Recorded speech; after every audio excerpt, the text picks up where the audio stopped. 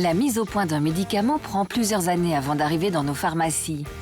Certains peuvent même mettre plus de 15 ans, ponctués de nombreux tests. Chaque année, environ 25 000 Belges se portent volontaires pour participer à des expérimentations cliniques. Alors, quelles sont les conditions de participation ? Il faut être une personne saine, qui ne prend pas de médicaments, pas d'alcool, qui ne fume pas. Et en général, c'est minimum 18 ans et maximum 55 ans. Voici Muriel. Cette jeune ergothérapeute de 35 ans va participer à un test de phase 1 pour une nouvelle pilule contraceptive. Ce n'est pas la première fois qu'elle se prête au jeu. Aujourd'hui, elle a rendez-vous avec le staff médical du CHU de Liège pour vérifier son aptitude à participer au prochain test. Bonjour. Bonjour. C'est comment votre nom? Noël Muriel. Muriel. Votre date de naissance? Le 2 du 5 78. C'est parfait. Donc, je vais vous donner les consentements d'études. Mais quelles sont ses motivations ? Premièrement, c'est l'aspect financier qui est au premier abord. Donc, une étude comme celle-ci est quand même rémunérée 950 €. Deuxièmement, il y a la chance d'être en bonne santé et un petit peu de temps à consacrer à ça. Voilà, je voulais vivre cette expérience et pouvoir aider un petit peu les autres qui en ont peut-être plus besoin que moi. Donc, je vais quand même vous rappeler également donc, les grandes règles quand on participe à un essai clinique. Donc, d'une part, comme vous savez, c'est des essais qui sont extrêmement rigoureux. Donc, il faudra bien respecter les consignes qui vous seront données par les infirmières. Si vous devez rester à jeun, vous devez rester à jeun. Et par ailleurs également, maintenant, donc, on va tester la nouvelle pilule. Il faut évidemment ne pas prendre non plus d'autres pilules en parallèle parce qu'autrement, évidemment, ça risque de perturber complètement l'analyse. Donc, je vais bien vous demander d'être absolument strict à ce point de vue-là. C'est évidemment très important.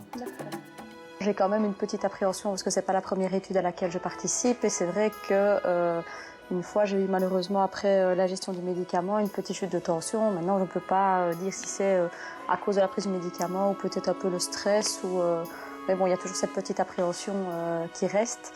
Maintenant c'est vrai que l'équipe est fort entourante et fort rassurante donc cette petite appréhension elle part vite finalement et voilà. Quelque temps plus tard, c'est le jour J pour Muriel et son test de la pilule contraceptive. Bonjour. Durant une journée, Muriel va rester en relation directe avec les médecins. Je vais prendre votre température. Ils vont vérifier comment se comporte la nouvelle molécule dans son corps.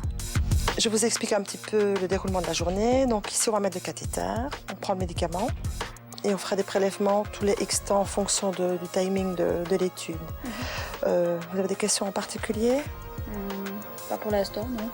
Et c'est la moindre chose, vous nous le dites. Vous avez mal à la tête, des nausées, etc. Et on note tout sur le cahier d'observation. Voilà, c'est l'heure maintenant qu'on va préparer. On va bien regarder le temps d'administration. Tu peux prendre déjà le gobelet. On a déjà le gobelet. Tu prends le gobelet. Tu prends la main gauche. Voilà. Alors, je vais te le donner. Oui. Et quand je te préviens, tu le prends. Oui. Ok, tu peux le mettre en rouge. Voilà, maintenant tu peux prendre l'autre. Tu as 1 minute pour boire tranquillement. Bien, c'est bien. Oui. Tu peux ouvrir la bouche, montre sous les langues. Parfait. Très bien. Donc, administrer. Voilà, exact. Ok. S'il te plaît. Merci. Les chercheurs vont évaluer comment le médicament se comporte dans les différents organes qu'ils rencontrent, comment il se diffuse dans le corps et quels sont les effets secondaires. Pour l'instant, ça va. Donc, je viens d'avaler le médicament. Je me sens bien, rien de particulier. Donc, on va voir au cours de la journée comment ça va se passer. En réalité, chaque test est effectué en double aveugle. Certains reçoivent le vrai médicament et d'autres un simple placebo, sans molécule active. Ni les volontaires, ni les médecins ne savent qui a reçu quoi. Les testeurs sont liés à des codes qui permettront ensuite aux analystes de tirer des conclusions. Auparavant, la molécule a été expérimentée sur des rats. Quand on passe au test clinique de phase 1, comme ici, la dose chez l'humain est 10 fois inférieure. Mais on se pose toujours la question des risques. En fait, on s'aperçoit du point de vue statistique que les effets indésirables graves sont extrêmement rares. On estime que c'est de l'ordre de 2 effets indésirables sur 3000 tests qui ont été effectués, soit beaucoup moins que des effets indésirables que l'on peut rencontrer dans la vie de tous les jours avec des médicaments comme l'aspirine, par exemple, qui sont observés avec ces médicaments tout à fait banalisés. Voilà, je fais le prélèvement. On m'a toujours dit pour être plus facile à piquer, il faut boire énormément d'eau. Alors moi, je fais ma cure comme ça le week-end, au moins je suis sûre que... Parce que moi aussi, la première fois, c'était comme toi. Ça ne venait pas, je me dis, c'est pas possible. Je ne sais pas sur quoi elle a tiré, mais ça faisait mal. Et voilà, c'est fini pour Muriel. Les prélèvements vont être envoyés au laboratoire.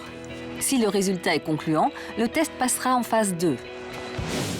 Nous allons voir encore beaucoup plus loin. Un test de phase 3. Voici Catherine, 63 ans et un cancer du sein. À l'Institut Bordet à Bruxelles, on lui a proposé de tester un nouveau médicament anti-récidive. J'ai suivi un nombre de traitements et après ces traitements, maintenant, j'ai accepté de faire partie de l'étude avec ce nouveau produit. En participant à cette étude, on pourra contribuer à répondre à une question vraiment importante. Est-ce que les 2 anticorps associés à la chimiothérapie assurent une meilleure protection contre la rechute de la maladie que si on fait uniquement la chimiothérapie avec un anticorps?